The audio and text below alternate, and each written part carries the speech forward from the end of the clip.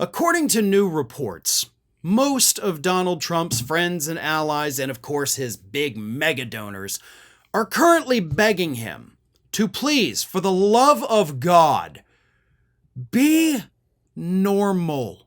For once in your life, be normal. Okay?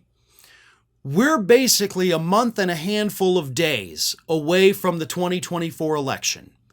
And these donors, friends, allies, whoever they are, some of them have personally reached out to Donald Trump, according to Politico, and said, dude, stop. Stop with the conspiracy theories. Stop with your weird rants.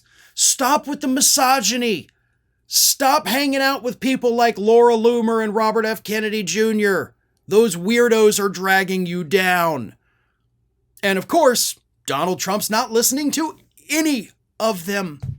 Well, he did listen, of course, on the Laura Loomer thing, because the Washington Post reported late last week that, yeah, Laura Loomer has officially been excommunicated from Trump's entourage, and then that caused her to go scorched earth against the Republicans who told Trump to do that on Twitter over the weekend. So he listened to him about Loomer, but he's still palling around with Bobby Kennedy Jr., still palling around with other Republicans that are, or whoever they are, not exactly people that are, bringing the crowds in, but it's mostly the conspiracy theories, mostly the craziness that these donors and allies are getting pissed off about. One of them, of course, is none other than GOP megadonor Steve Wynn, who told Trump that his recent talking points, which have included patently false allegations that Haitian immigrants are eating cats and dogs in Springfield, Ohio, have been hugely unhelpful and that Trump would be better off focusing on actual policy issues, according to people familiar with the conversation.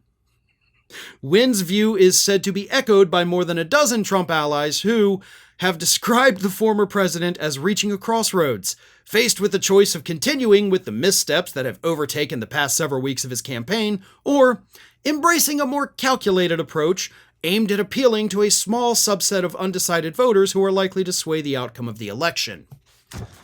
So they're telling him, dude, you got a choice. You can either keep being crazy and lose, or you could be normal and maybe you could win. But if you keep being crazy, winning is not on the agenda for you. So make your choice. And it's important to point out that these conversations happened over a week ago. And in the last week, have you seen Donald Trump become more normal?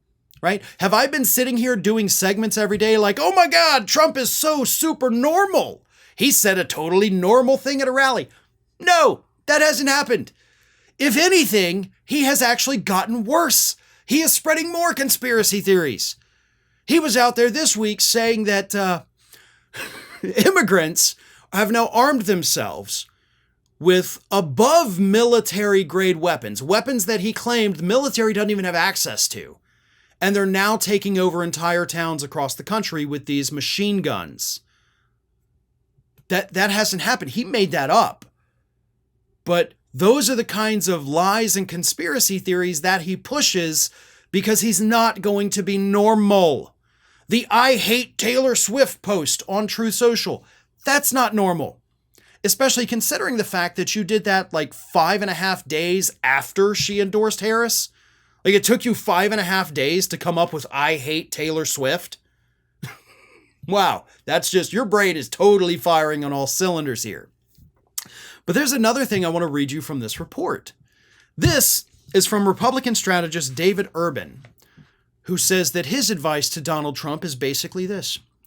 Trump is strongest when he is talking about what people care about the most. The economy, immigration, crime, trade, the Trump core messages. When he gets distracted and goes in different directions, it's less helpful. Every day, we're not talking about those issues. We're letting Harris go untouched. I love, when he gets distracted and when he goes in all these directions, that's less helpful. Less helpful is a very creative way of saying horrible, because that's what it is for the campaign.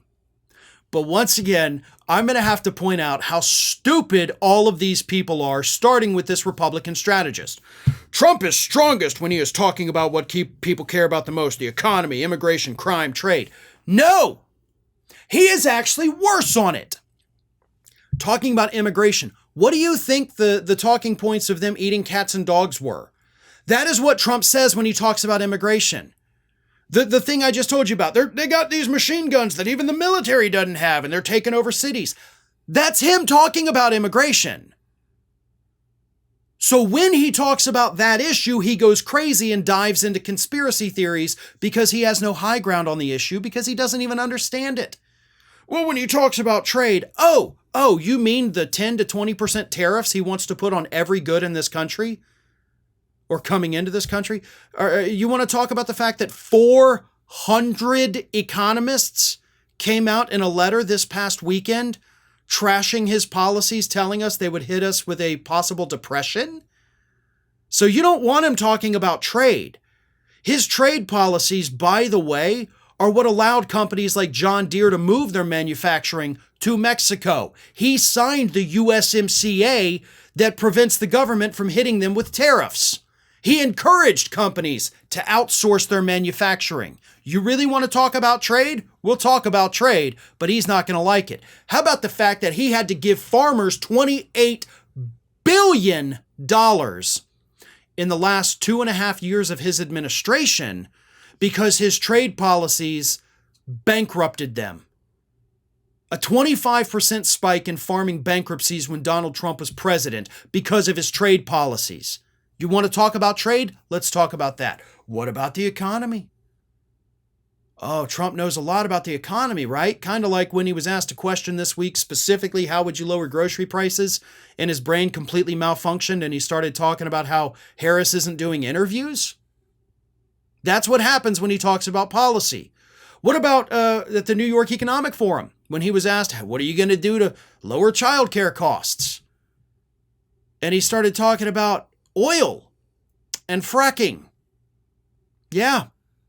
This is why Donald Trump doesn't talk about the issues, and this is why every single person that says Trump should talk about the issues is a complete and total moron that is too stupid to talk about American politics.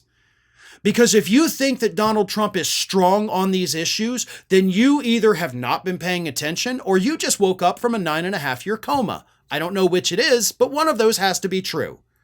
Or you're dumb as a pile of dirt. Trump turns more people off when he talks about the issues than when he's going on his misogynistic rants.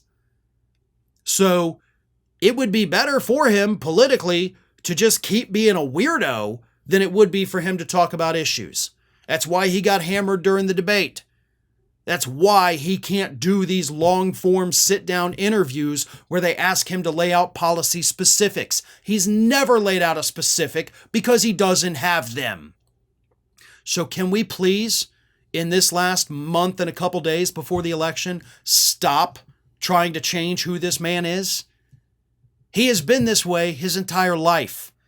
And if you think that suddenly at age 78, with a month to go before the election, you're going to change him, then again, you're too stupid to be involved in American politics. Hi, everyone. This here is little Athena. And Athena would like to know why you haven't subscribed to Fair and Balanced yet. So please, don't let Athena down. Subscribe today.